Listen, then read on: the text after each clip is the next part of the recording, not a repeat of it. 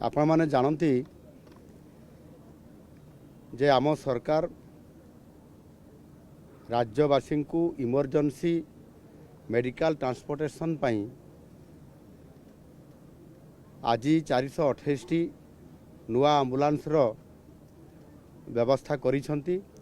जाकि आज ताहार शुभ उद्घाटन मध्य करागला। ठीक यही भली भाव यह पूर्वर मध्य गत 2025 मसीहार डिसेम्बर 23 तारीख रे सेदिन मध्य 150 आंबुलांस शुभारंभ करा जाइतिला। आउ समुदाय को जदि आम मिसेबा ताहले निश्चित भाव में एथिरे 866 जरूरीकालीन ये आंबुलांस व्यवस्था सरकार करिसेंती। आज जो व्यवस्था करागला से 250 जो नुआ जोड़ा गला आज एथिरे समुदाय 111 कोटी टंकार व्यवस्था राज्य सरकार निजस्व ये पांठिर व्यवस्था करी देइछंती। एहा सहित मध्य जो माने आमर गर्भवती महिला अछंती एवं किछि असुस्थ शिशु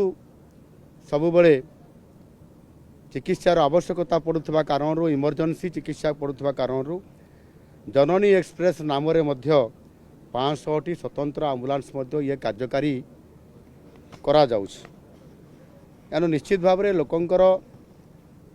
इमरजेंसी सेवा को आखि आगे रखिकी किभली भाव में राज्य सरकार तांकर आंबुलांस रे अधिक दक्षता प्रतिपादन करी लोकंकु सेवा जोगई देबा एवं समानकु यथा समय हॉस्पिटल को पहुंचाई तार आशु आरोग्य सेवा पहुंचाइबा जो आंबुलांस गोटे बहुत बड़ भूमिका रोची आकु सुनिश्चित करने ये दिगरे आम सरकार दृढ़ पदक्षेप नौछंती। कौन भी रोगी आंबुलांस बिना चिकित्सा तार असुविधा हो जीवन हानि हो पारे ये प्रकार आशंका को दूर करी किभली भाव में इमरजेंसी सेवा सरकार जोगई देबे जो कि अनेक गुरुत्वपूर्ण इमरजेंसी पीड़ित होइतबा रोगी माने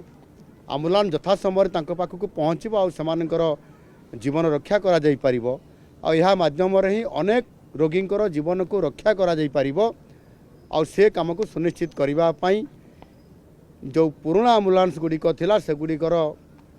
नूतन नवीकरण करने तार बहुत आवश्यकता थिला जो कि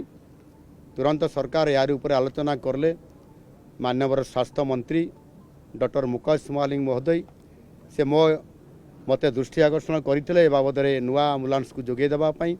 एवं से सरकारी विधि व्यवस्था अनुसार ताकू आलोचना करी आमे याकू पर्याय क्रम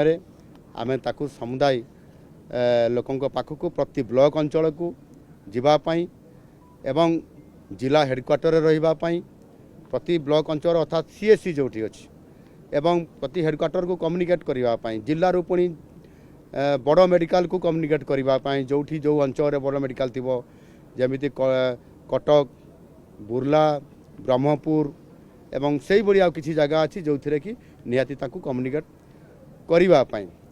आउ किसी भी जगह अच्छी जो थे कि इमरजेंसी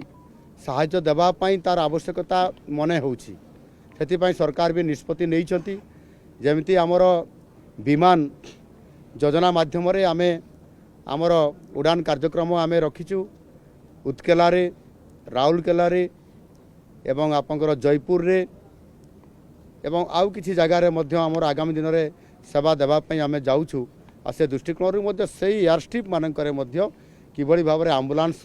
सेठी नियोजित होकर थिबो कौन सी इमरजेंसी यदि परिस्थिति आसे ताहले सेवा से जोगई देव। एणु प्रत्येक इमरजेंसी सेवा जोगई देवा आम सरकार को जो प्राथमिकता अच्छी लक्ष्य अच्छी ताको पूरण करने आमे प्रतिश्रुतिबद्ध